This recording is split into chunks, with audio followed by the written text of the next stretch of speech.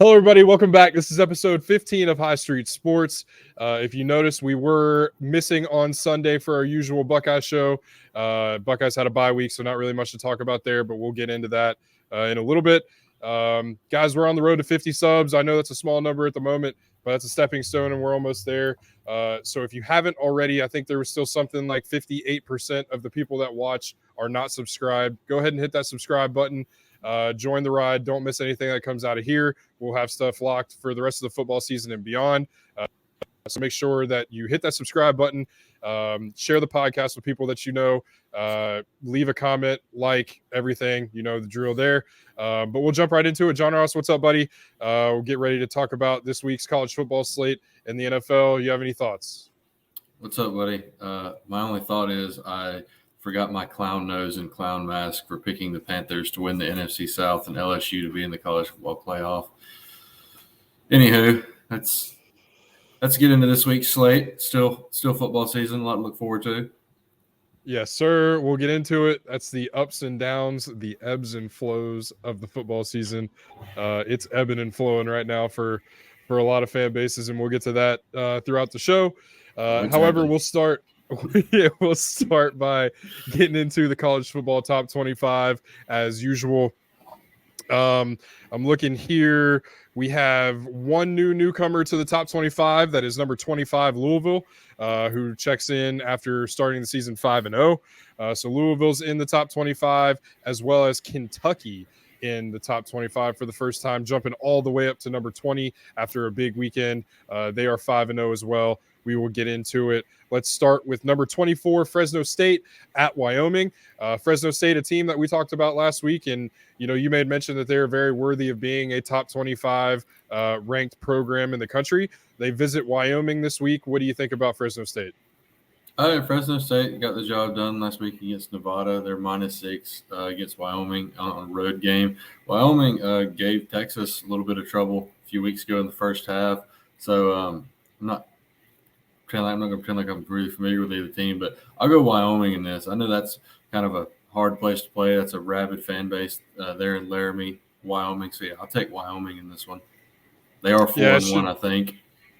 Yeah, it's, good football out in Wyoming, as you mentioned, gave Texas a run for their money, kind of gave them all they wanted to have in a test game, so to speak. But yeah, I'm not familiar with Wyoming either. But I think it could be a scrappy one with a line like that. And like you said, Laramie's not exactly, a pushover to go in and play. So, Fresno State and Wyoming should be an exciting one out west. But we'll see how that one shakes out. Moving on up the list, number 21 Missouri versus number 23 LSU. We'll get right into it, man. LSU is a team with some issues. And, both of us thought that they could be in the college football playoff in the preview show. But they are a team with some major issues, mostly on defense. And, as I texted you during the game Saturday, it just looked like the corners for LSU were lost at a lot of the time, especially in the second half of that game. So, Mizzou is a team with some momentum, and they're playing an LSU team that is on the ropes, so to speak, early on in the season. What do you think about this one? Yeah, I didn't have Missouri being ranked higher than LSU on my bingo card to start this college football season out, but yet here we are. You mentioned most problems are on the defensive side of the ball. I will counter that and say all the problems are on the defensive side of the ball. I have stats for you if you'll let me read those off real quick. Please. LSU ranks 4th in total offense. Jayden Daniels is number 2 in individual total offense behind Michael Penix Jr. by 4 yards. He has 2,002 total yards. Brian Thomas is number 1 in receiving touchdowns at 8. Malik Neighbors is number 2 in receiving yards at 625. Total defense, 172 or 117 out of 133 teams. That tells the whole story right there. This offense for LSU is national championship caliber, in my opinion. I don't think there's it would take a lot. It would take a really, really good defense to slow this offense down, in my opinion. But the defense just can't get stops, man. I know Ole Miss has a really good offense, but there's just no excuse for that performance this past week, especially with how Jaden Daniels was playing. I know he had one fumble, but the dude bounced back in a big way after that one fumble. And it's like we talked about last week, man. I still believe in Brian Kelly, but his reluctance to play younger guys just because they're freshmen or sophomores is getting kind of ridiculous. Like there are guys on that bench who see what they can contribute, because your upperclassmen like clearly aren't doing it in some positions, like especially in the secondary. Because I mean, you got a lot of zone defense too. We talked about it. You don't think of zone defense when you think of LSU. You think of a corner who's going to jam you at that line and play hard man-to-man coverage the whole game. But it's LSU minus 5.5 in this one. Missouri, I think, has the number 7 ranked passing attack in college football right now. So unless they have a very spirited week of practice, we could be in for another shootout this week. I'm not going to say they'll bounce back because I don't know. I thought the Mississippi State game, they kind of were headed in the right direction. And obviously after Arkansas and Ole Miss, doesn't seem they are. But I'll take LSU in this game. I'm not sure if they'll cover, though. But SEC West is still not out of the question. It's still wide open. I do think Ole Miss will lose another game. And you still got the game at Bama. But LSU needs to get it going on the defensive side of the ball, because this offense is way too talented for them to be shit in the bed like that. Yeah, I mean, and it was disheartening, and it has to be disheartening for a guy in Jaden Daniels who is going out and like you said with the stats. I mean, he's lighting it up. And he would be a Heisman contender if it was, but because of his defense, he's not going to get consideration. Yeah, and that's got to be something that they address. And like we talked about after their first loss of the season, you would think that they would try to get things on the right track, or at least figure some things out by now. That does not seem to be the case, at least on defense. So this is, I mean, about as must win as you can get this early on in the season for LSU. And so, if you're Brian Kelly and that bunch, you got a lot going on this week, and you got a lot to play for. And that's a game that you absolutely have to have. So I'll look for LSU to go out there. If it's another shootout and they lose in a shootout, I think Matt House, defensive coordinator, will be looking for a new job on Monday. Yeah, because you can't. I mean, there's too many free runners, too many busted coverages, too many, and in my opinion, if you're Brian Kelly and the defensive coordinator, you've got to harp on, we got to win 50-50 balls, and it just didn't look like LSU's corners. I mean, maybe long game, track meet kind of game. They might have been tired in that second half, but you got to will yourself to go out there and make a play. Line has to step up too. They're not getting to the quarterback enough. Yeah, and we'll get to that point a little bit later with another team. But it's rough waters in Baton Rouge, and they need to figure it out, and the clock is ticking. So this is a game you have to have this week. You cannot lose this one. Track meet or not, LSU has to go out there and win that game. And Brian Kelly's got to show to his team that they can go out with their backs against the wall and they can make something happen. So this is the week to do it. So moving on up, I think we've got some matchups that are bye weeks and whatnot. So we'll jump to number 17. The U goes to Georgia Tech. That's an 8:00 game. Miami is another team that's staying pretty steady there in the top 25, and has a test in Georgia Tech maybe. Who knows what you're going to get out of Georgia Tech. What do you think about the Canes? I think you're going to get a rambling wreck out of Georgia Tech, and not a good one. But that's what they say, right? That's their saying. That's the rambling wreck of Georgia Tech. Whatever that means. Yeah. Anywho, it's Miami minus 21. Miami's looked really good so far. Tyler Van Dyke looks looking good at the quarterback position, kind of building off the flop last year after all the hype, and Mario Cristobal's got him playing well. But I think Miami wins this one. I think they cover too. And I know we brought it up last week, whether or not Miami and FSU play each other this year. They do. So hopefully they're undefeated when they play each other. God knows this could be the first time Miami and Florida State have played each other undefeated and ranked, and who knows how long. Yeah, God knows how long it's been. Probably since Ohio State broke the U. It's been a while. So, yeah, I think Miami wins this one, and it probably won't be close. Don't know what you're going to get out of that rambling wreck down there in Atlanta. Moving on, number 16, Ole Miss faces Arkansas. We talked about a while ago, Lane Kiffin gets a huge win last week, and they look to build momentum and keep going on into SEC play and see if they can stay hot. What do you think about Ole Miss versus the Hogs? Yeah, Ole Miss, the offense looked good, albeit against a Swiss cheese LSU defense. I mean, I'll give them credit where it's due. Jackson Dart looked good. The defense got some stops when they had to. And Arkansas dropped a tough one last week against A&M in Dallas. Looked like they were going to come back a couple times, but kept getting in their own way. This one's Mississippi State minus 11.5. I think this one could be a track meet too. Arkansas is a pretty good offense, but I do like Ole Miss in this game and like them to cover. Yeah, I like Ole Miss too in this game, especially after what they showed last week. And as we talked about, the LSU defense has its issues, but Lane Kiffin seems to be pointing that ship in the right direction. So we'll see, what will come out of the rest of their season. Arkansas, like you said, lost a tough one last week, but they're going to get, I think, raced up and down the field, and I think Ole Miss, runs away with that one. Might be close early, but I think Ole Miss runs away with that one, especially in the second half. Moving on up, number 15, Oregon State at Cal. A little Pac-12 after dark action.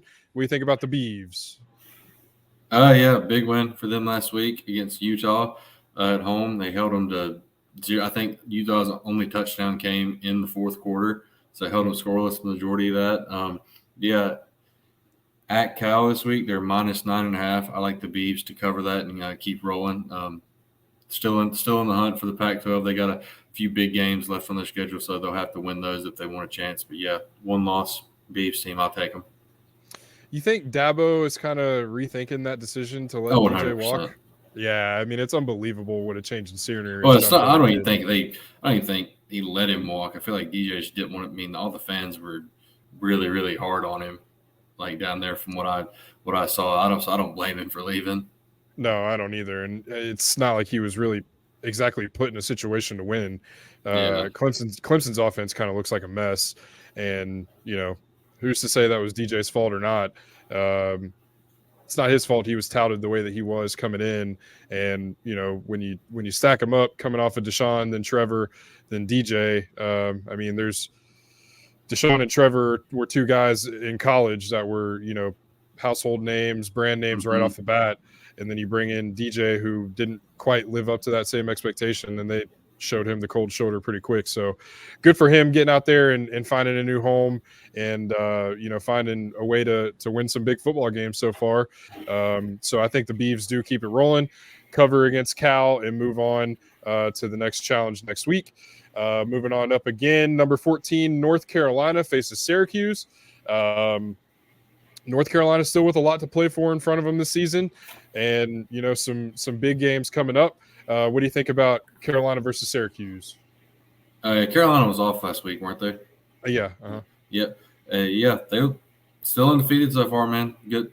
Things are going. I know they've had a few hiccups here and there, but things are going good for them. Drake May's playing well. The defense is doing better than it did last year. They're minus 8 at home against Syracuse. Syracuse undefeated until this past weekend. They had Clemson at home, and I really thought they were going to give Clemson a run for their money, if not win. But they really just could never keep up in that game. They were playing from behind pretty much the whole time. But Carolina minus 8 this one in Keenan. I like them to. I'll take them in that, and I'll take them to cover. Yeah, I like what's going on in Carolina. They have seemed to kind of turn the page on defense. I don't want to say fully yet because I think there's a lot of stuff that they need to prove yet this season. But I mean, it's gonna hinge upon how good that defense can develop as far as where their dreams go, and if they want to meet their goals of playing for an ACC title, it's going to hinge upon the defense because you know what you're going to get out of Drake May, and that's a solid a cool character guy with the ball in his hands, and you need a defense that can go out there and support him and get off the field and put the ball in his hands. So we'll see what happens this week, but I do like Carolina to keep it rolling at home against Syracuse. Moving on up, number 13, Washington State at UCLA.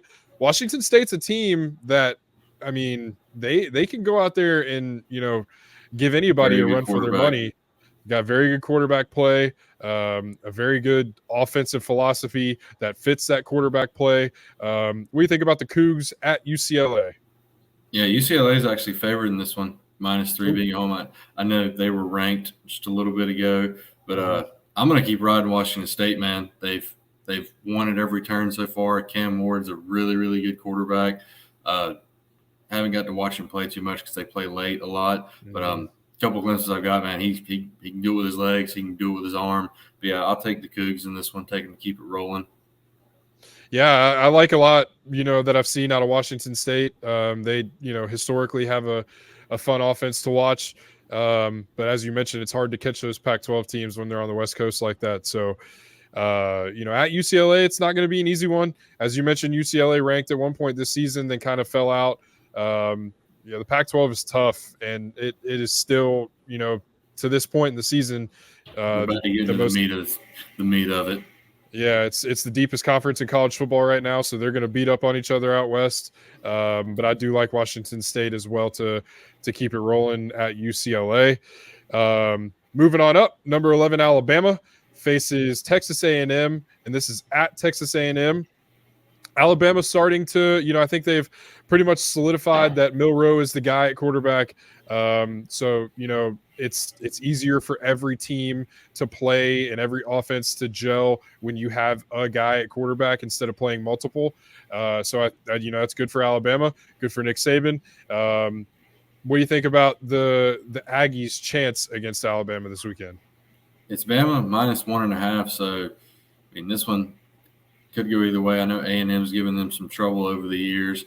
They lost their starting quarterback before last week's game against Arkansas for the year. Connor Weigman, I think he was, but Max Johnson stepped up, played a good game against Arkansas. Bama looked good against Mississippi State last week on both sides of the ball. I think they're at their best when Saban is screaming in their faces from the sidelines like he was against Mississippi State at Ole Miss. But I'll take Bama in this one. I'm not a very confident pick because I know Kyle Field will be fired up for that. The Colt will be very, very fired up for that one. But I'll take Bama to cover that. Yeah, the weirdest thing in college football to me is A&M's midnight yell practice thing that they do. It is very culty, very weird, not good vibes from that. But Kyle Field is an impressive place to play. It's a loud environment. They pack a lot of people in that place, but I don't like a backup quarterback's chances against Alabama, especially, not one named Cardale Jones. But I think, like I said, Alabama is really starting to hone in on their offense with Milroe at the helm, and their defense looks to be coming around a little bit. I saw a TikTok from a presser. I can't remember the kid's name for the life of me, but it was a DB of some sort from Alabama, and he was talking about, I think so, it might have been where he was talking about Nick Saban, the way he got after him and his relationship with Coach Saban and the way that, he didn't take it personally. He knows Nick Saban wants the best for him, and I thought that was cool to see the, real respect that Saban's players have for him. Speaks to the coach that he is and the leader that he is. So I don't have faith in a backup quarterback to beat Alabama, even if it is at home. I will gladly eat crow if I'm wrong, but I'll pick Bama in this one. Moving on up the list, number 10, Notre Dame at newly ranked number 25, Louisville. This is the third ranked game in as many weeks for Notre Dame, coming off a very hard-hitting game in Durham last week, in which Durham kind of let Duke kind of let one get away from them. A lot of things happened for Notre Dame down the stretch that didn't happen for them the week prior against Ohio State. What do you think about Sam Hartman and the Irish versus newly ranked Louisville? Definitely be another tough game for them. They're favored -6.5. Louisville looks good so far. They haven't really played anyone of note to my knowledge, but they're undefeated. It's a hard place to play when they're good. But I'll take Notre Dame. I think Sam Hartman will come up big for them. I don't think they'll cover that. I think it'll be a field goal game. But yeah, I think Notre Dame will squeak this one out at the end. Looks like they slowly maybe finding ways to win after that heartbreaker a few weeks ago against Ohio State. Yeah, I don't really haven't really paid much attention to Louisville, but seeing that this game is in Louisville, I think that might do pretty well for them. Notre Dame, man, I'll give them credit. They, this is their, like I said, third ranked opponent in as many weeks, and you got to feel for that team, man. I would assume that they're pretty banged up, beat up. They play at USC soon, I think. I know it doesn't really get easier for Marcus Freeman in that bunch. But we'll see how good they really are, and I'll give them credit. This is probably the toughest slate that they've had in a long time, and so if they can make it out of this one with a win and move forward in their schedule, that bodes well for them. I'll go with you, Notre Dame there. I just don't know much about Louisville, but like you said, I think it might be a close one. That seems to be Notre Dame's calling card is these close games here lately. So maybe Notre Dame can take the top off, but we'll see what happens. But I'll go with the Irish in that one too. Moving up, number 9, USC versus Arizona. USC kind of stand pat there at number 9, like around that 10 spot, number 9 spot. Caleb Williams and USC, their offense looks to be pretty good, but defense is very suspect. They play Arizona, another 10:30 game out on the West Coast. What do you think about the Trojans? It's USC minus 21.5. They were up pretty comfortably against the Buffs last week, but they made it interesting there at the end. Colorado did, and I don't know if USC just took their foot off the gas or if their defense really is as bad as we think it is. Who knows? But they play an Arizona team that gave Washington a run for their money last week. We heard us talk a lot about Washington, their high-powered offense. Held Michael Penix Jr. to 0 touchdowns, which is a win in and of itself, I feel like. But yeah, only lost by a touchdown last week. So yeah, I'll take the Trojan in this one, but I don't think they cover. Yeah, I'm with you on that one. USC's defense is bad, and they, like you mentioned, were up comfortably against the Buffs last week, and whether they lost focus or whatever the case was, the Buffs were able to make a run and almost walk away with that game. So you got to see more out of the defense for Lincoln Riley, but I think they pull this one out. But I don't think they cover, like you said. I think that defense is really, really. That might cost USC some of their goals, but we'll see what happens there. But I think they won't have much trouble. Might be scary, but they'll pull this one out this week. Boy, Shedeur would have showed up the next week with 100 rollies on his wrist if he'd have pulled that game out. As he should have, man. And that's we have talked a lot about Michael Penix Jr. On this show over the last couple of weeks. But you can't say enough about Shedeur. And I want to take a time real quick to just – Coach Prime is somebody that, he's a master motivator, and he knows how to get everything out of his kids, both his actual kids and his team. And Shedeur is somebody that, I would love to have lead my team. 100%. Great kid, it seems like, good player. So he's up there in that Heisman talk, and he should be with the numbers that he's put up and how he's played and how consistent he's been thus far this season. So shout out to the Buffs coming back and making that a game last week. Moving on up, number 5, Florida State, back on the field after a bye week last week versus Virginia Tech. What do you think about the Noles? Yeah. I know we've had a few games like this year. This would have been a wild game in 2006, but it's not. Noles are favored minus 23.5. Virginia Tech has really fallen off the past few years. They show no signs of getting back to what they were. Not too familiar with them, but I'll take FSU in this one, being back in Tallahassee, taking the cover. Yeah, it is tough scenes for the way that Virginia Tech has kind of fallen off, but. It is what it is, and they play Florida State, and this one probably will not be pretty. Florida State coming off a bye week. They've got a high-powered offense, and I look for them to put up some points this week. So, Florida State, give me the points straight up, all of it. I got Noles in this one. Moving up to another team that's coming off a bye week, number 4, Ohio State, back in action against an undefeated Maryland team. And I think, if I'm not mistaken, I could be wrong here, but I think Talia Tagovailoa just set the all-time Maryland pass record. Wouldn't surprise me. Wrong That dude's there good. with pass He's been yards. playing really well. He's consistent, and Loxley has built a crew around him that can play some ball. Ohio State struggled against Maryland and has the past 3 years or so. Ohio State never lost to Maryland, but Maryland brings a good football team into the shoe that is going to test Ohio State this week, and that looks to be a good one. Fox Big Noon kickoff will be at the shoe this week. What do you think about the Buckeyes against the Turtles? Yeah, it's Ohio State minus 20. I think this looks like it could be a close game in the first half, but I think Ohio State will put their foot on the gas after halftime and run away with this and cover, especially after a week of rest. The shoe will be fired up to have them back home after that win at Notre Dame. So, yeah, I'll take the Buckeyes in this one to cover. Yeah, that game feels like forever ago. Bye weeks stink, but here we are. We're back in action. We'll see, Marvin Harrison will play in this game after hurting that ankle against Notre Dame. He was catching balls, 2 or 3 days after that Notre Dame game in the Woody Hayes athletic facility. So it seems to be that Marv will be full speed this week. I don't think there's any injuries of note on either side of the ball for the Buckeyes right now. So really what you want to see is that elite level of defense that they've been playing in the first couple weeks. And if they can continue that, that's, good news for Ohio State. I think that it could be, like you said, close in the first half.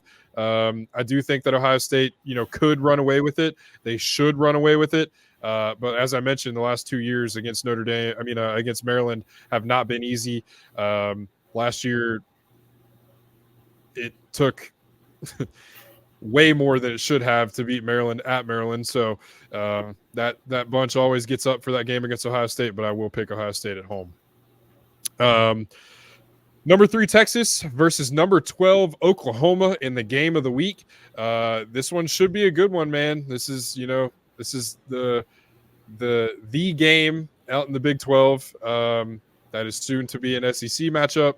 Last go around in the Big 12. What do you think about the Horns versus the Sooners? Yeah, finally here, the Red River rivalry, hopefully better than last year's 49-0 drubbing by Texas. But, yeah, both teams got the win last week. Texas had a little bit of a hard time with the Jayhawks there for a little bit. They were fortunate that Jalen Daniels, the quarterback for Kansas, wasn't able to play. I think it could have been a lot closer than the final score indicated, but Texas got the job done. Oklahoma continues to roll. Who did they play last week? Whoever it was, they beat the hell out of them. Mm-hmm. Who was it? A lot of points. Iowa State, yeah. They beat Iowa State pretty handily, which has been the norm for Oklahoma pretty much this year, other than maybe that one game against Cincinnati. The defense, it's Brent Venables' defense now. They're looking like a Brent Venables defense. So they play this game with a Cotton Bowl, don't they? Yeah. Okay, that's what I think. Yep. At the Texas State Fair. Okay, I thought it was a neutral site, but yeah, Texas is favored minus 6.5. It's a tough one, but because I picked them in my college football playoff, I'm going to keep riding with the Horns. I'll take them in this one. I think, hot take, this one ends on a time expiring field goal I think the final score is 23-20. Yeah, I mean, I think this game is going to be an absolute slugfest.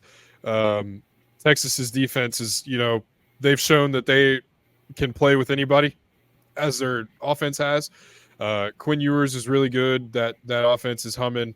And, Oklahoma brings a team in that, like you said, they're playing that Brent Venables style of defense that we're used to seeing with him at Clemson and those really good Tigers teams.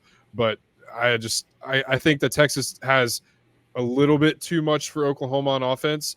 So I think this is going to be an absolute bar fight, and I think Texas wins this game. I don't know if it'll be, in my opinion, anyways, I don't know if it'll be a last-second field goal. I think it's more of a touchdown sort of game, but it will be like a last possession, somebody gets a big stop sort of game, like you mentioned with that field goal. So, yeah, I think this is going to be a great game. It's going to be a really fun one. That sucks that one is a noon game as well, but I'll have two TVs going for sure watching that one on the other one. It'll be 49-0 this year. No, it won't. It should be a good one in the send-off, the Big 12's send-off of the Red River rivalry, which will be an SEC game next year, as we mentioned. So that should be a good one. Moving on up, number 2, Michigan at Minnesota. Minnesota not looking as good as they hoped. PJ Fleck still rowing the boat, but it seems to be upstream, and they have a tough task against Michigan this week. What do you think about the Wolverines versus the Golden Gophers? Yeah, this one could be ugly to start, I think. Both teams have really good defense. Michigan does have a very, very good defense. Offense looked better last week against Nebraska, a pretty solid Nebraska defense. They got the running game going. J.J. McCarthy looked a little bit better. He still has a long way to go, in my opinion. But, yeah, Michigan's defense is going to be way too much for a mediocre Minnesota offense. I think a lot of Michigan's points could come from turnovers in Minnesota's own territory. But, yeah, I'll take Michigan in this one, take them to cover.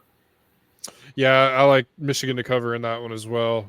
As I mentioned, PJ Fleck just kind of underwhelming team in Minnesota this year, but they face a buzzsaw on defense in a Michigan team that's looking to prove some people wrong. So I think Michigan wins that one and covers.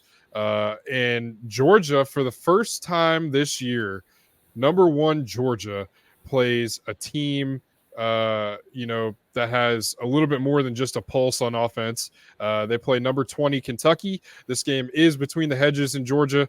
I would like Kentucky's chances a lot more if they were playing at Kentucky. Mm-hmm. But I think Kentucky has shown that they can play, and they're a legit football team. What do you think about the Dogs versus the Wildcats? Yeah, it's Dogs minus 15. They really had to show up last week at Auburn to get that win. Brock Bowers literally put that team on his back. That I know if Georgia has a cupcake schedule, man, that dude is a freak. He's one of the best tight end, probably one of the best tight end prospects in the last few years. The dude is just a man amongst boys. But they're going to need him and then some this week because Kentucky comes in after taking Florida behind the woodshed at home last week. Pretty solid Florida defense. Ray Davis. I watched a good bit, the majority of that game, since it was a nooner. And Ray Davis, the running back for Kentucky, finished with 280 yards, 1 receiving touchdown, and 3 rushing touchdowns. 2 of them were really long runs too. But yeah, he's a pretty stocky, grown man dude who put his shoulder down and run you over. So, like I said, it's Dogs minus 15 in this one. Sanford Stadium's a hard place to play. I will take Georgia in this one. I don't think they cover, though. If Devin Leary, the transfer from NC State, could show up and have a better game than he did last week, I think Kentucky could sneak this one out. But that's a big if to me. I think it'll be definitely will be Georgia's hardest game so far, but I think they pull it out in the end, but they won't cover.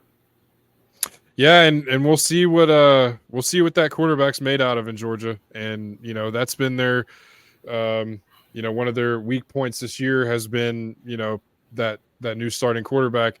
But we'll see what Devin Leary can do in that environment.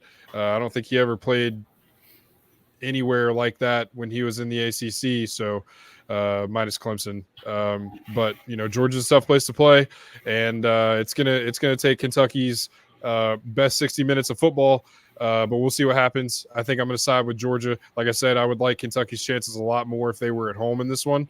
But, as you mentioned, that's a tough place to play down there. So we'll see what happens there. But that is your top 25 slate in this week 6 of the college football season. We will shift gears, and I will throw it over to you to captain this the rest of this conversation about week 5 in the NFL. Well, thank you, sir. So week 4, on my picks, I went 10-6, and I'm now sitting at 38-26 overall on the season. How about you? 35-29 overall in the season for me. A little bit better of a week, but these NFL picks, man, they get tougher and tougher every week. That was the theme last week. That was the calling card last week. This is a tough one, so they get tough. Well, and there's not many tough ones this week. I'll say that. Yeah. Let's get right into it. Yeah, so we'll start with tomorrow night's game, Thursday night, primetime. Bears at Commanders. Washington -6. Bears, what can you say, man? They were up 28-3, I think it was, last week against the Broncos, and then ended up blowing the game. There's not much to say at this point. Everyone's just playing bad in the Bears, but the silver lining, they are likely going to have 2 top 5 picks next year. Could end up with one of the top quarterbacks and Marvin Harrison Jr., which is a pretty solid consolation prize if you ask me. So stick it out, Bears fans. Hopefully there's light at the end of the tunnel. Maybe not. I don't know. But then they go into Washington playing a Commanders team that really went back and forth with Philly there last week. Washington's got a solid playmakers all over the place. They got a good young quarterback in Sam Howell who had a nice bounce back last week after that stinker against Buffalo the week before. I'll take the Commanders in this one and take them to cover. Bears just are a horrible football team, and Washington being at home, I think Sam Howell will have a big game. Terry McLaurin, throw it to him. I need the fantasy points, please, Sam. Yeah, I feel so bad for Justin Fields, the way that he went out there and absolutely tore it up last week. Mm-hmm. Had the probably, outside of some of those high rush yard games last year, probably had the game of his career last week. And the Bears defense still went out and found a way to blow that game. And I want to make something very, very abundantly clear, Chicago fans. It doesn't matter if you draft Caleb Williams. It doesn't matter if you draft whoever you want to draft. That team is going to stink until your front office invests in that offensive line. And then, and only then, will you have a successful quarterback who can go out and win football games. No, Justin has not played, to that level that you would like to see out of him always. But good Lord have mercy. You keep putting the burden on his shoulders, and that team is just god awful. I mean, they suck. And it's not, Caleb Williams isn't going to fix that problem. Newsflash. So, anyways, I say that to say he may not even go to the draft, so there's not a guarantee with him.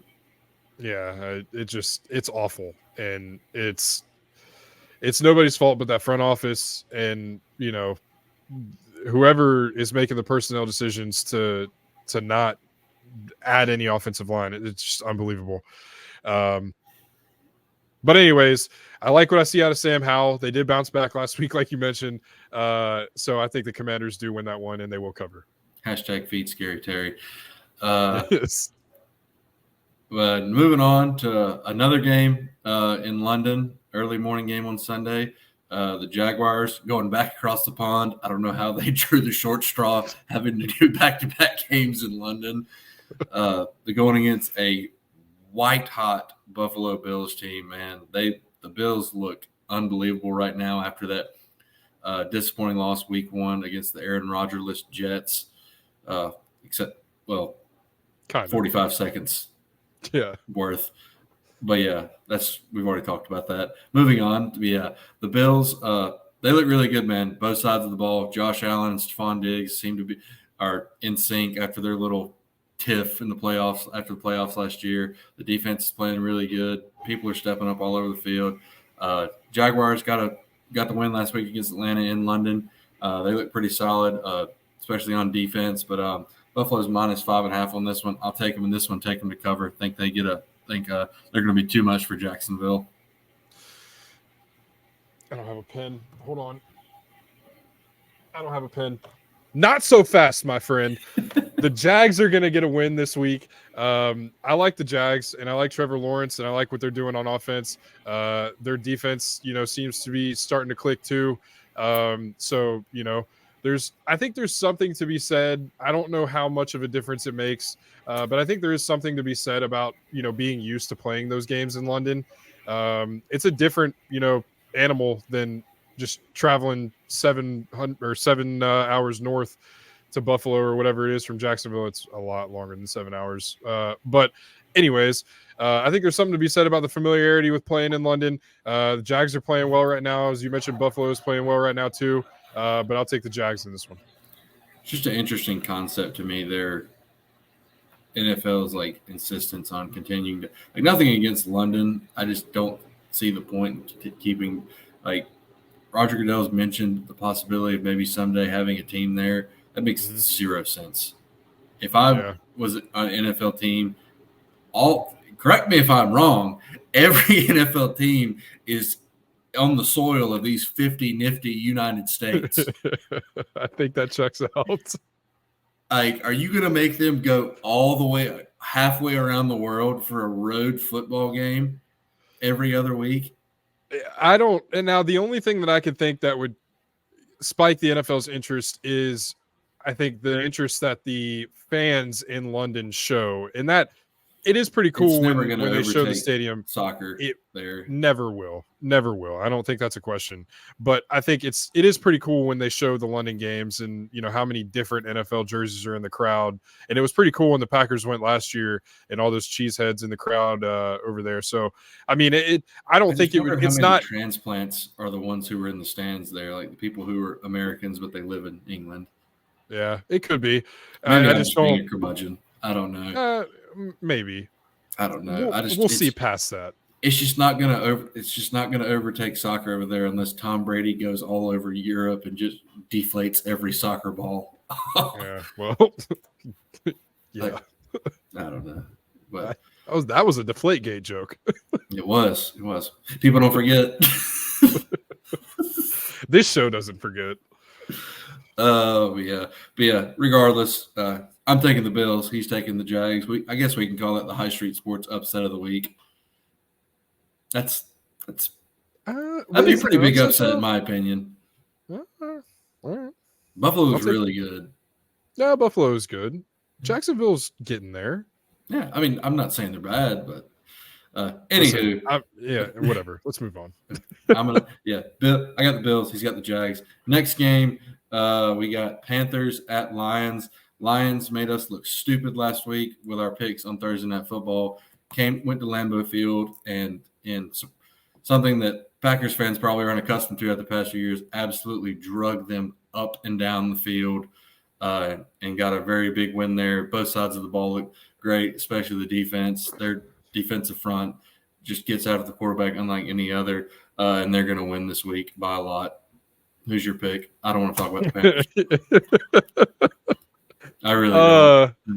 I listen, I'm not going to make you. I will say it for you. Shame on David Tepper in just about every aspect of what he's done since he's gotten to Carolina. I think the jury's still out on Frank Reich, and I don't want to, make an indictment yet on that hire. But when you come into a franchise and you make a move to hire a college head coach and throw $75 million at him to coach the NFL in something that he's never done before, that crashes and burns. And then, you look at the way that the offensive line is still struggling and some of the other facets of the team that haven't changed. I mean, he doesn't seem to give shortcuts. He just doesn't seem to. He gives more of a hoot about the soccer team in Charlotte than he does the football team. And when you bought the football team, I would assume that would be the priority, but that's neither here nor there. Aiden Hutchinson is really good, and as much as that sucks coming out of my mouth, I got to give credit where credit's due. That he is phenomenal. The defensive line in Detroit is really good. The defense in general in Detroit is really good. What they did to a Packers team that looks like they're offensively capable enough to go win football games, and they just absolutely shut them down, was pretty impressive in my opinion, and that's not an easy place to play in Lambeau either. So yeah, Lions in this one. I don't know if you can make bets on how many sacks a team will have, but I'd put it at least 7 for this game. Yeah, it could get ugly pretty quick. And if I will that's the say case, one thing about the Panthers, one Panther in particular, and that's you, Miles Sanders. I'm going to have Statman John Ross come out real quick if you're okay with that. Miles Sanders doesn't think the Panthers fans booing after 4 losses is cool. You know what I don't think is cool, Miles? I don't think 19 yards for 13 carries with 1.5 yards per carry is cool. I don't think 2.9 yards per carry through 4 games is cool. I don't think a 31.5% rushing success rate is cool. I don't think a 65.2% catch success out of the backfield is cool. I don't think any of that's cool, Miles. So put Chuba at starter. I've seen all I see out of Miles Sanders. Bum. Moving on to the next game. Get him out. Get him out. Ship him. Product of Philadelphia last year. Yep. You've heard of a system quarterback. Have you ever heard of a system running back? Well, it's Miles Sanders. Enough about those jabronis. He's tired of the hurt, David. Fix it. Damn it. Yeah. Enough about them. We're going to go on to the Titans at the Colts, AFC South matchup. Titans, really big win last week. Blew the Bengals off the field. Made Joe Burrow look absolutely pedestrian, which is I know he's hurt, but even by those standards, man, that was impressive game for the Titans defense. Offense looked pretty good too, especially King Henry. Going against a Colts team that had a tough loss last week against the Rams. It looked like it was going to be a blowout there for a while, but Anthony Richardson let it come back. He's looking really good so far. Didn't get hurt last week, so that's a positive. But yeah, in this one, I'll take the Colts being at home. I know Tennessee's got a pretty good defense, but I think the Colts will be motivated after that comeback fell just short last week against the Rams and bounce back this week.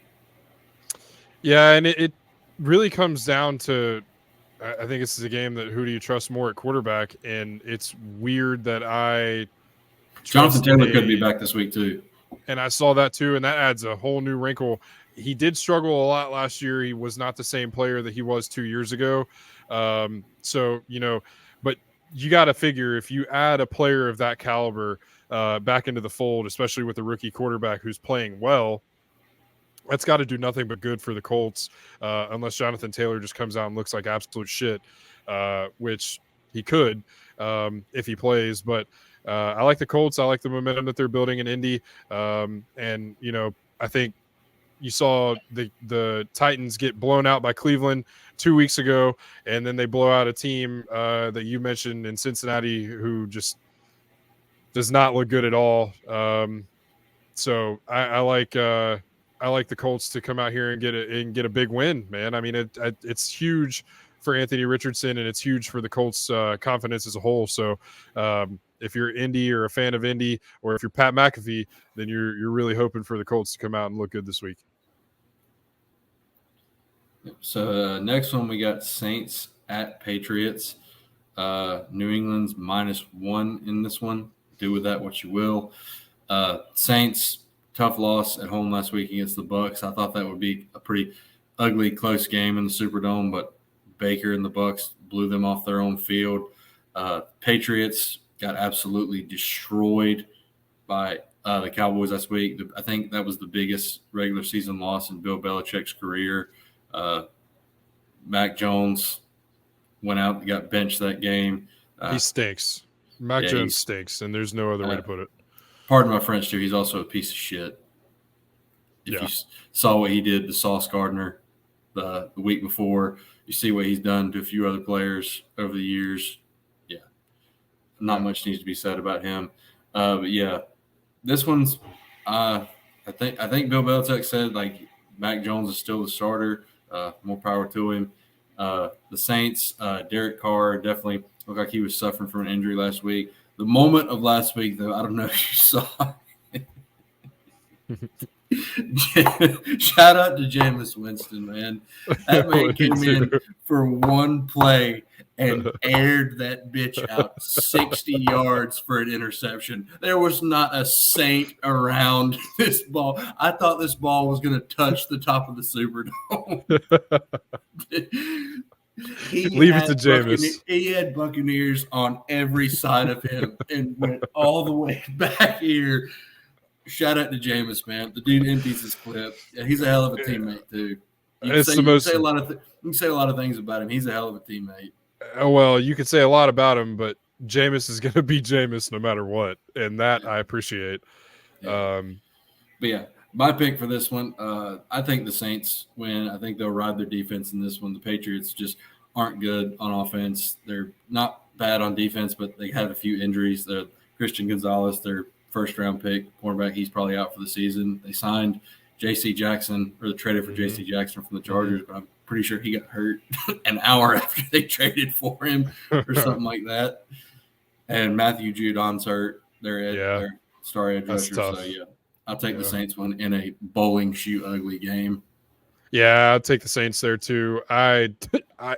You said everything that needed to be said about Mac Jones. I mean, that dude sucks and not a guy that I would line up for. So yeah, I got the Saints in that one. I hope Olave runs all over him. Yeah, he only had one catch last week. New Orleans, I don't need to be throwing that man the ball. Moving on, AFC North matchup, Ravens at Steelers. Steelers coming off probably one of the worst losses I've ever seen in the Mike Tomlin era. Mm-hmm. Got absolutely blown out by C.J. Stroud and the Texans. We'll get to him in just a little bit. The Ravens come off a really big win against Cleveland. Unfortunately for them, Deshaun Watson didn't play. The defense they think with the defense as good as Cleveland, thought maybe they could still hold out and carry them to a win, but Lamar Jackson and the Ravens are just too much for them. Because Baltimore -4 in this one. This is a rivalry game. These two teams do not like each other. Mm-hmm.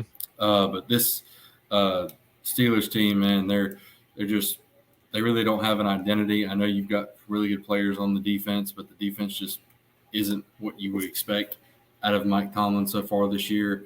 Offense, Kenny Pickett is just really struggling right now. I think he's hurt too. I'm pretty sure. I'm not sure the extent of it, but regardless, even with him in there, it's really struggling. So yeah, I'll take the Ravens in this one, take them to cover. Yeah, I like the Ravens and I like them to cover too. And they look good last week, albeit against an anemic-looking Cleveland team who didn't have Deshaun Watson. Interesting situation there. I don't know if you saw, Deshaun was cleared to play in that game last week, but personally chose not to. I didn't know that.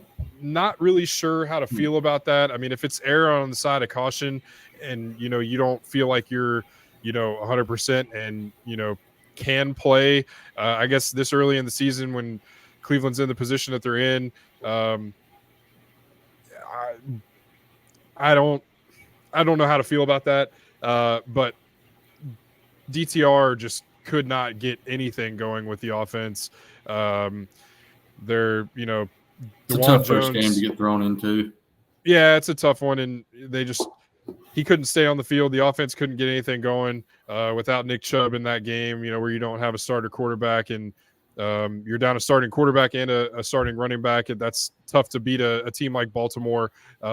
So, Baltimore's riding some momentum, and as you mentioned, dude, the Steelers look bad, so I will pick Baltimore as well to cover. And next game, we got the Texans and the man who torched the Steelers defense last week, C.J. Stroud, at Atlanta. Texans coming off, like we said, the big win at home against the Steelers. Falcons coming off the loss in London, the Jaguars. It's Atlanta -2. CJ looks really good so far, man, and the guys around him are stepping up for him. The offensive line, as down with injuries as they are, they're playing really well for him. They're stepping up, blocking for him. His receivers are getting open. He's delivering that ball too, so he looks really, really good so far. I picked against him the last 2 weeks. I'm not this week. I got the Texans beating Atlanta in Atlanta. Yeah, man, and that's what I think we talked about it. CJ Stroud is the best at his game when he can stand in the pocket, have a clean pocket, make his reads, and throw that football down the Mm-hmm. field. And they're giving him the opportunity to do that. And he is second in NFL history through his first Mm-hmm. 4 games in passing yards, only second to Cam Newton, and has also gone 100 and some odd pass attempts without an interception. So that's really big for the Texans, man. When you can give him time to throw the ball, him and Nico Collins seem to really be making a really good connection down there. And CJ is, he's carrying a lot of what he heard through the draft process with him, and he's trying to make a lot of people, uh, go back on what they said about him and his work ethic and some of those other Mm-hmm. things. So really happy for CJ. And I mentioned before, don't really like anything out of Desmond Ritter. It's the Bijan show It is on Matt offense. Collins. Yeah, that was tough. It's the Bijan show down there in Atlanta. And he's good too. That can't be overshadowed. But I think if CJ can continue to do what he's doing, you're looking at an offensive rookie of the year campaign. And I think that this will be a stepping stone in that direction. So I think the Texans get another win. Next, we have the Giants at the Dolphins. Both teams coming off losses. Giants Monday in a stinker to the Seahawks. Dolphins in a surprisingly blown out against Buffalo last week. I thought that game would be. It looked like it was going. Both teams were going to touch 100 there for a little bit. Yeah. But the Bills just turned it on, pulled away. Dolphins couldn't get anything going on their defense. They should have a bounce back this week, though. It's Miami minus 11, and I'd take that. I'd take double that, if we're being honest. The Giants look absolutely terrible. It's tough scenes for them right now, man, because they just gave Daniel Jones all that money, and he is not looking like he's worth it. I like we've said like the past 3 times on the show, we were texting the first game like, hey, he might be real. Doesn't look like it. And it's you feel for Brian Daboll too, because this is his first time as a head coach, and typically if you don't pan out in your first go around as a head coach, it's hard to get another job. So just to feel for him. Yeah, the Dolphins, I think they'll bounce back this week, and Jalen Waddle and Tyreek Hill will be running all over them. Keep feeding A-Chain. Selfish plug for my fantasy team. Keep feeding him, boys. He looks really good regardless. The Dolphins, little hiccup last week, but they're still one of the best teams in football, in my opinion, and they will run all over the New York Football Giants this week. Yeah, I know the Bengals look the way that they do, and they have not looked good. But I think Daniel Jones might be the hardest 180 that I've ever seen. Not only in that first game, it was the hardest 180 that I've ever seen from the first half to the second half. And first then even series? Yeah, really, honestly, like it was the first 2 minutes of the game for them on offense. But the Giants might be the worst team in football. They are not good. I mean, they are just not good. I know a certain team I'd give that. We're not going to talk about them. Sorry. I think the Giants. I think the Giants are the worst team in football. I mean, they don't do anything well, not a single thing well. And I think this week it'll be more of the same. The Dolphins ran into a hot Buffalo team last week, and you kind of chalk that one up and say it is what it is and move on. But I think the Dolphins get back on track against a just absolutely abysmal New York Football Littles. Yep.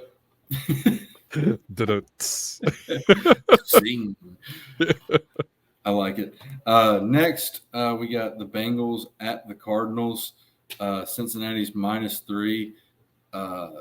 Earlier in the year, I looked at this game like, blowout. I don't know about this one. Bengals look really bad, man. Joe is definitely hurt. Like people, there's no way he's not hurt playing as bad as he is. No. That money didn't just go to his head all of a sudden. No. We know what kind of quarterback Joe Burrow is, And if you're the Bengals, like we talked about, you got to have a conversation with him and protect him from yourself. I mean, you're what 0-4, 1-3 now. Mm-hmm. Too much longer, man. I mean, you're not going to be able to catch up to the Ravens in that division if they keep winning. And I just don't know, man. You get like Joe's got a very big window in this league, and I wouldn't sacrifice it all for this one season. I know you had Super Bowl aspirations, but the dude needs to be 100%. Yeah, this one, I don't know. I really don't know because the Cardinals have played better than expected so far. They have been a scrappy team. I'll go ahead and I'll take the Cardinals in this one. I just don't like what I'm seeing in Cincinnati right now. Ja'Marr Chase is always open, apparently. He was pissed. Yeah, I mean, rightfully so. I mean,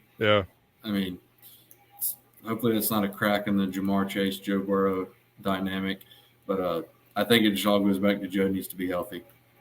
And and they need to do a better job of protecting him too. That's they're another team where you look at them and you're like, please, for the love of God, just invest in the offensive line. Like you can get receivers and running backs and things like that are much easier to come by than solid offensive linemen. And it's been a proven thing that you see late round receivers and late round running backs and things like that. Not to say that that's what you want to fill your roster with, but it's easier to go get those guys than it is talented offensive linemen. So, I mean, they're another team that, you look at and you're like, just put people in front of Joe and it'll be fine. And I said it years ago, man, when they drafted Ja'Marr Chase. Like, Ja'Marr Chase is a baller. Like, dude's one of the best receivers in football. And I get he has that chemistry with Joe Burrow. But in that draft, Penei Sewell was sitting right there. Mm-hmm. And Penei Sewell right now is one of the best offensive tackles in the game. Mm-hmm. So I think that's like, I get it. Ja'Marr Chase is a weapon. This league, like, offense is sexy and stuff like that. But if your quarterback's on his ass and getting hurt, it doesn't matter. But no, it doesn't. And just like you mentioned, like, at what point do the Bengals, step back and have that conversation with Joe and say, hey, man, like, your long-term health is going to mean much more than the rest of this season will. And, whether it's a confliction about, maybe having the last go around with this group of receivers or whatever the case is, like, I just like you mentioned, at a certain point, they got to stand back and protect him from himself and protect his long-term health. And especially, I think if they lose this week, you got to step back and have that conversation. And it has to happen. It's not necessarily an injury that like they're not sitting him for the season. Like it's like there's no tear as far as I'm concerned. There's no broken bone. It's just a calf strain. Yeah.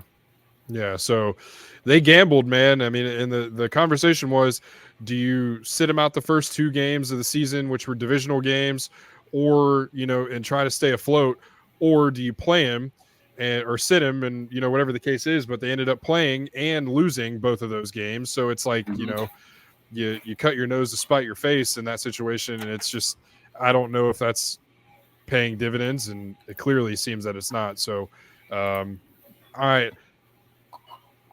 I like the Cardinals too in that one. Josh Dobbs has played better than Joe has, which is weird to say. So yeah, we'll see if the Cardinals can pull it off. I threw my brain for a loop there for a second. Yeah, it did. Yeah. Moving on to the next game, we got Eagles at Rams. Eagles coming off an overtime win against the Commanders last week. Rams coming off an overtime win themselves against the Colts after they let them come back. Philly's -4.5 in this one. Rams have looked a little bit better than expected. Eagles have they've had I think Jalen Hurts said it. They're still putting it all together, but they're putting it together, man. It's better than some teams' best days. They're a very well-rounded football team. There's a reason I picked them to win the Super Bowl. I think Jalen Hurts is an amazing quarterback. Like, he may not wow you, he's just a savvy dude, and that's in my opinion, that's sometimes all you need to have a quarterback. You know exactly what you're going to get from him.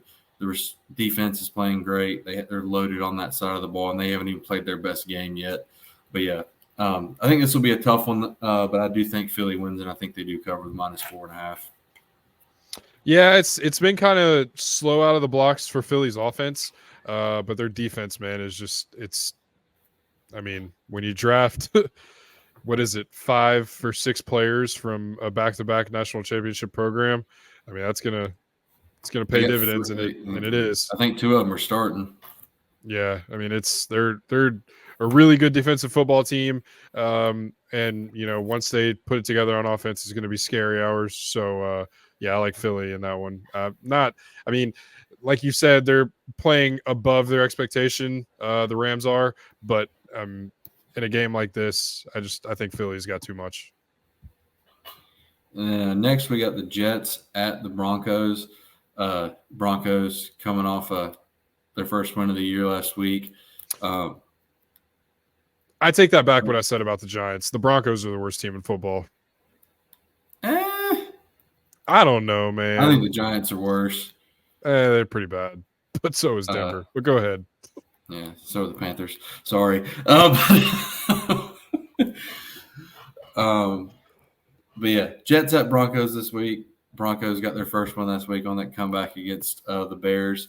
And then the Jets dropped a heartbreaker on Sunday night against the Chiefs. God, my mind went blank for a week, for a little bit.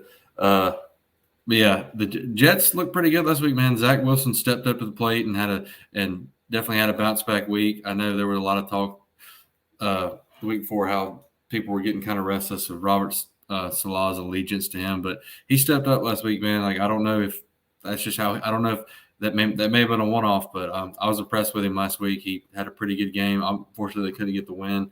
But Denver's -1.5 in this one.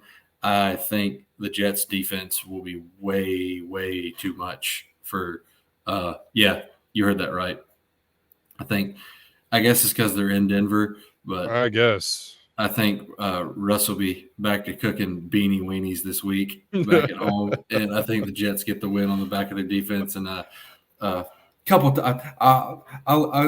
think Zach Wilson will throw a couple tubs. I hope he gets one to Garrett Wilson. For the love of God, for my fantasy team's sanity, please throw the ball to Garrett Wilson. On the back of that, your couple touchdown prediction for Zach Wilson. Yeah, Russell Wilson sucks, and he sucks pretty bad. I don't know if I've seen a harder drop off from a legit top 5 quarterback in the league than I've seen from Russell Wilson. A lot of people were, the talk was his drop off in play from the way that everything ended in Seattle, and the answer is no. Flat out no. And yeah, that dude stinks. So does the Broncos offense, except for when they play in the second half against the Bears. And I think the Jets will win this game. Next, we got Chiefs at Vikings. Vikings got a win last week. Yeah. We won't get too much into that. Chiefs won the Taylor Swift Bowl last week. Sorry, I'm trying to avoid topics that make me angry or sad or both. Or yes. Yeah. But yeah, Chiefs at Vikings, Kansas City -4. Chiefs had to squeak one out last Sunday in the Taylor Swift Bowl against the Jets. We both thought the pod before that they would blow them out. Pat Mahomes had 2 interceptions. The defense had a harder time than we thought they would with Zach Wilson. Credit to the Jets defense, though. They played well and kept them in it to the very end. But yeah, I'll take the Chiefs in this one. The Vikings defense is not good at all. And I think the Chiefs will bounce back in this one. While we're on the Chiefs, we got to talk about it. I think the conspiracy theory of this is all a PR stunt, I think that holds a lot of water after seeing all the promotional stuff. Like, I saw the commercial for Taylor Swift's movie coming out next Friday more times than I've ever seen in my life. And just the promo for Sunday Night Football. But hey, I'm not knocking anybody. Get your money. And Travis Kelce was caught leaving her apartment the morning of the game. So at least some people are are benefiting off this, even if it is a PR stunt. Yeah, I don't. Who was it? Blake Lively, Ryan Reynolds. and Hugh I mean, Jackman. dude, there was. Yeah, so there's rumors that whatever. Taylor Swift's going to be in the next Deadpool movie. That's why they're all. That'd be cool. That would be something. Huh. Yeah. That'd be really cool. But something about the Chiefs offense right now to me just seems off. And I think it might have something to do with their receiver room not being what it had been in years prior. But something about the receiver room just kind of seems off to me. And I don't think Minnesota is going to roll over in this one. And Kirk Cousins can sling it, and they've still got arguably the best receiver in the NFL over in Minnesota. So we'll see what happens there. You said it was Chiefs 4 -4. Mm-hmm. I like that number, actually. I think it'll be another close one for the Chiefs this week, but I think the Chiefs pull it out. But I think it'll be, around that touchdown field goal number. Could be a shootout. Yeah. I think it, somewhere in the 30s, 34-31 or something, along those lines. But close one, but I'll pick the Chiefs in that one too. Moving on, we got Sunday Night Football, game of the week, game of the season so far, in my opinion. You got the Dallas Cowboys at the San Francisco 49ers, battle of the two top teams in the NFC. Dallas coming off an absolute ass-kicking fiesta against New England. 49ers coming off a similar ass-kicking fiesta against – who did they play last week? I wish I remembered. Let's check the notes. This show stinks. Oh, the Cardinals. Yeah. That's it. Yeah. Two very easy wins for both these teams. Two very easy wins for these teams last week. The game's in San Francisco. Both teams have very, very high-powered defenses. I'd give the edge in offense to San Francisco. I know people would say Dak's a better quarterback than Brock Purdy, but Brock Purdy's doing what he's asked to do right now, man. He's doing it well. And Christian McCaffrey, dude, what can you say? Like, the dude's the best running back in football, and he's showing you that when he's healthy, he's just a cheat code. And like four touchdowns last week, 3 in the first half. San Francisco -4 in this one. With them being at home, I'll pick this one based off which offense I trust to score more points, which I guess is the objective of football. Listen to me, pulling a Booger McFarland. The team with more points at the end of the game is going to win. But no, I'll take the Niners in this one. I think their defense will give Dak. They will force at least one turnover, and I think it'll be a back-breaking turnover out of Dak. And I think the 49ers offense, as good as Dallas's defense is, I think they have way too many weapons for Dallas to account for. Yeah, I really, really, really like San Francisco on both sides of the ball. And, I think Brock Purdy is doing exactly what Shanahan and the rest of that team needs him to do. And it's like you said, just don't turn the ball over. Keep the ball in your team's hands. Keep the ball in Christian's hands, because that dude is unbelievable. Shout out David Tepper again. What an idiot. But yeah, I mean, the dude is really good. He's elite running the ball, and he is also an elite pass catcher, which when you have a guy that can do both like that, it just adds so much to your offense. And it's got to be, and not so fast and an elite blocker too. Right. Yeah. He doesn't get enough credit. He will melt your face mask off. Yeah. So he's got to be the best safety blankie that Brock Purdy could ever want. And that's a good offense. That's a very well-rounded defense. So yeah, I mean, I just like you said, a lot of this and a lot of what we've talked about is which quarterback do you trust more? And Dak has not shown anything in the last couple of years that has said like, "Hey, I'm here to lead a football team to the playoffs and to a Super Bowl." So, I think that he's got a lot to prove in that respect, and he could start by winning a big game this weekend. But I don't think it'll happen. I think the 49ers will run away with this one. I think it might even be like a 10-point 49er win.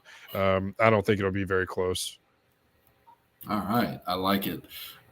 Cowboys fans won't, but we don't care. We don't. But here's another question for this game. You got arguably the two best defensive players in football on both sides on each team. You got Micah Parsons on Dallas. You got Nick Bosa on the 49ers. Who do we think has the bigger impact for their team? That's a tough question because I know Nick's kind of still feel like he's getting into game shape after missing the entire offseason waiting for that new contract. And Micah Parsons is just continuing to be an absolute piss missile out of the defensive backfield. They're both game breakers. I mean, and that's a hard question to answer. But I think what you said holds a lot of weight. That Nick is still trying to get back into game shape, but what better stage than Sunday Night Football in against America's team and arguably the two best teams in the NFC and maybe two of the best teams in football right now. I apologize, Philly. I didn't even think about after I said that. Yeah. Probably Micah for that reason, but I think Nick could come out and have a huge game this week. You're going to be a good one regardless. Mm-hmm. Finally, I know we'll be right back to our subpar primetime games after this one probably. Yeah. They throw us a bone every now and then. But moving on to Monday night, this is not one of the bones they throw us. Packers at Raiders. Packers coming off that absolute blowout at home in Lambeau to the Detroit Lions last week. Raiders coming off a loss in the rivalry game to the Chargers last week. Tried to come back there at the end, but just didn't happen. That's more the Chargers' fault, in my opinion, though. Mm-hmm. But this one's in Las Vegas. Green Bay -1.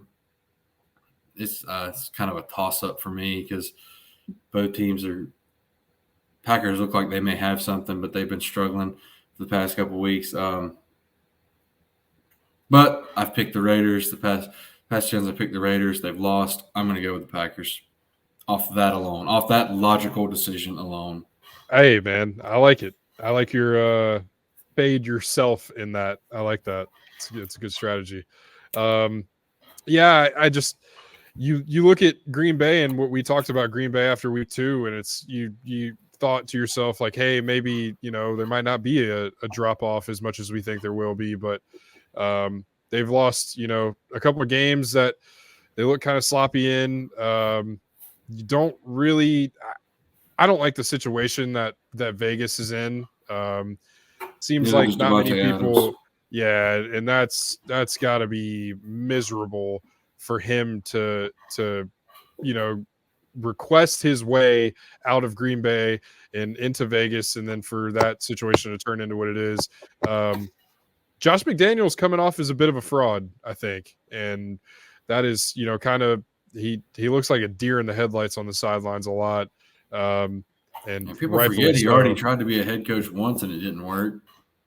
And then he was going to get on a plane to Indianapolis and then decided not to, which is, So I think, that experiment might come to a crash and burn sooner rather than later.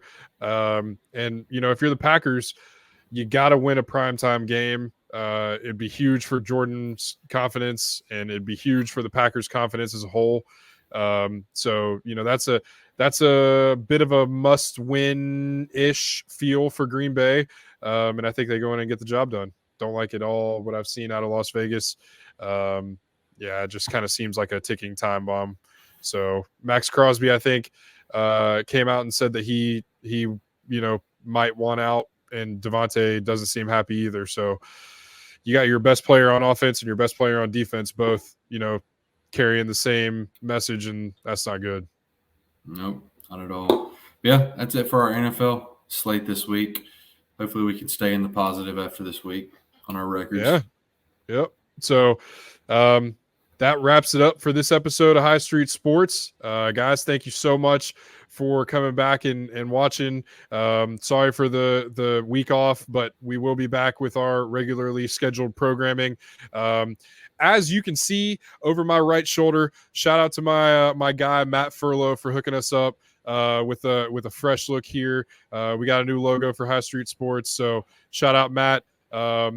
I will find a way to either link his socials or something in the description of the YouTube so we can push people to him. If you guys want a logo, hit him up. He's great. Did an awesome job for us. So I appreciate it, Matt. Thank you.